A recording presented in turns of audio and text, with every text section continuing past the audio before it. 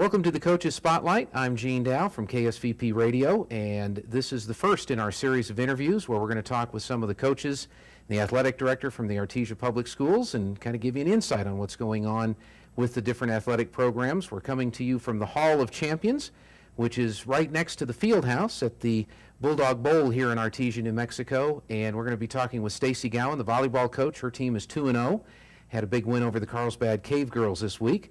But our first guest is Coach Cooper Henderson, the athletic director and the head football coach. And Coach, first of all, the Hall of Champions is a new facility. I think this is the second season that this building has been open. This is a really nice facility, and a lot of work has gone into putting this facility together. It really has. As you see coming in the door, Mac Chase had a vision of some things he wanted people here locally to be able to recollect and look back, and we're really pleased with the work that's been put into. I think we have a little bit of something as far as the football program from about any time period, and I think probably some of the more popular things are the flip chart that shows team pictures from clear back to 1909, the ones we have and the ones we don't have. Maybe you can help us find some people that might be listening. And then I don't know, I really like the older jerseys and like to look through some of those things.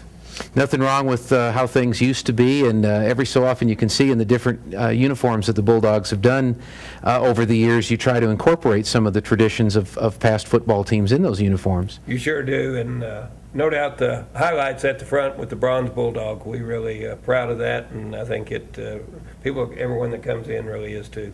Now, when is the Hall of Champions open to the public? The Hall of Champions is open before every home game. It closes at game time, but it's open an hour before. As soon as the gates are open, it's open from then until kickoff, and we'd welcome people to come in. And actually, because the coaches are up here working quite often, if they have a special guest coming from out of town and would like for them to view the Hall of Champions, I'd be glad to assist them just about any time I'm in town. Well, that's great, and that's where we're coming from, and I think we're going to have some video. We're going to shoot some video that we're going to incorporate in this interview today, so people that are watching this will be able to get a little idea, a little taste of what the Hall of Champions is like, and it's a great facility. Bulldogs opened up last Friday against the Lovington Wildcats. Always a good game, but this one seemed to be an even better game than usual. Weren't many people that left early. That's the good part on this one. It was a great game. I think both teams have some speed, as you could see, and some skill people that were able to make some things happen with the points on the board. Lovington, I think, is by far stronger than they've been this early in the season, and you could sense it when you saw the Lovington crowd. We had the biggest gate, it was a bigger gate than any we had last year, and so we had a great crowd on both sides. I thought it was a great game, played with good sportsmanship on both sides, and a loud crowd. That was exciting to me to kind of, sometimes we're a little quieter here, it seems like, and we had a lot of noise, had a lot of fans, and it was a good evening, particularly since we came out on the top end of it. Well, behind at the half, but we commented on the radio broadcast, Jim and I, that Bulldog coaches are real good at making adjustments. I mean, every team goes into the locker room to try to make adjustments, but it seems like your coaches and your players respond well to the adjustments that were made. What were some of the things that you changed up in order to put the Bulldogs in a position to get the lead and win the game? Really, our young men do a lot of that. They do a lot of things, and we're a little bit new in our defense this year, and some of it was just playing a little better, but making some basically fundamental changes, just technique and how we do things.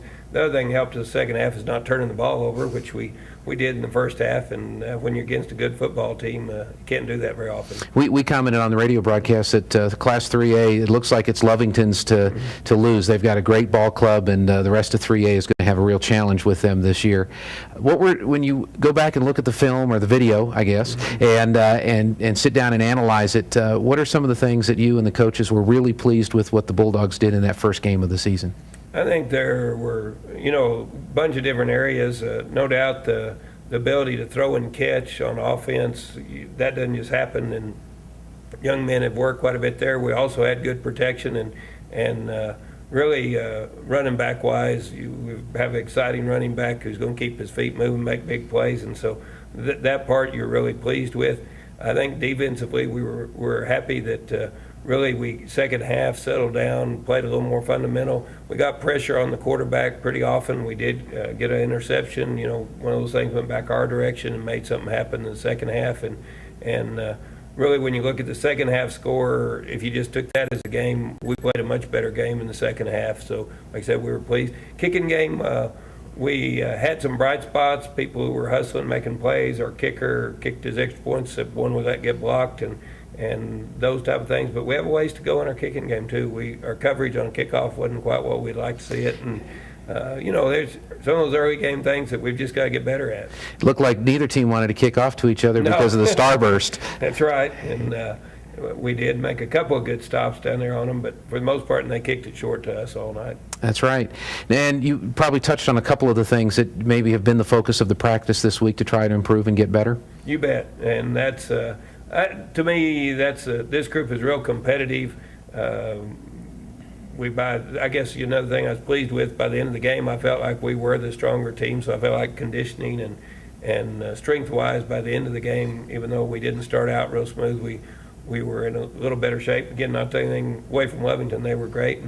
And this group's competitive, and we know we have a kind of a whole different challenge this week and different direction we've got ahead, and we're looking forward to it. Hobbs Eagles, 5A. We go from a 3A school to a 5A school, but Hobbs traditionally has not been a lot more focus has been on their basketball program over the years, but the last few years they've really made some improvements in their football program.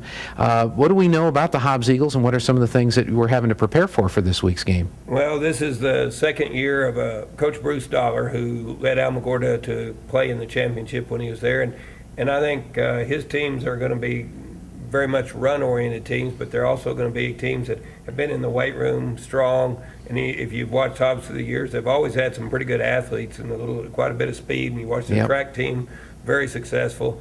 And so we know we're going to have some people who want to run the football, who are big and strong and have some speed.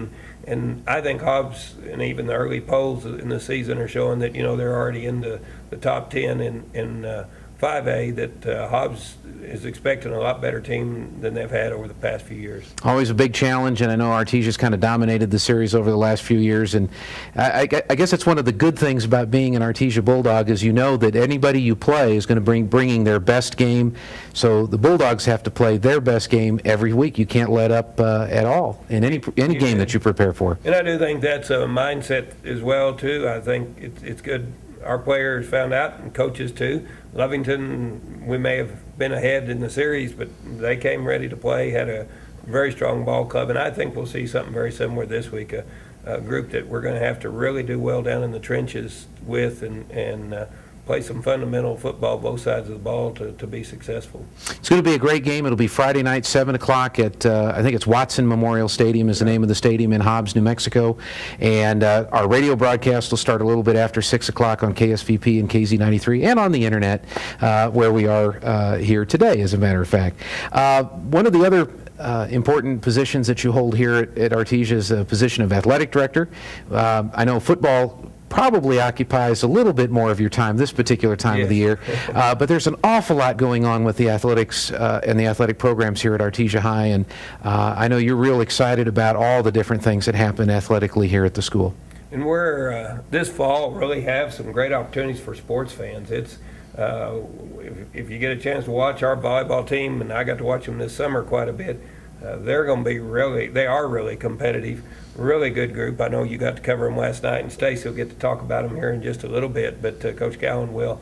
I think likewise our boys soccer is starting off with a really strong group that's returning quite a few people who've had success here early.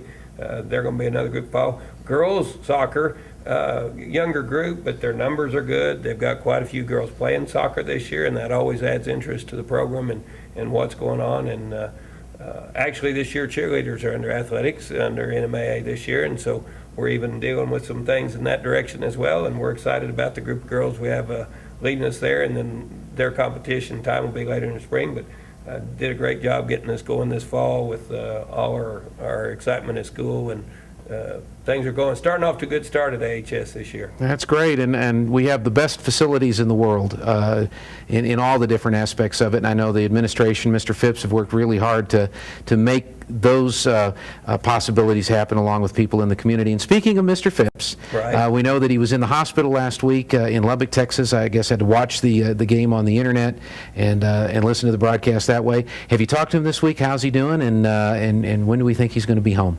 He is back home. He did return home yesterday.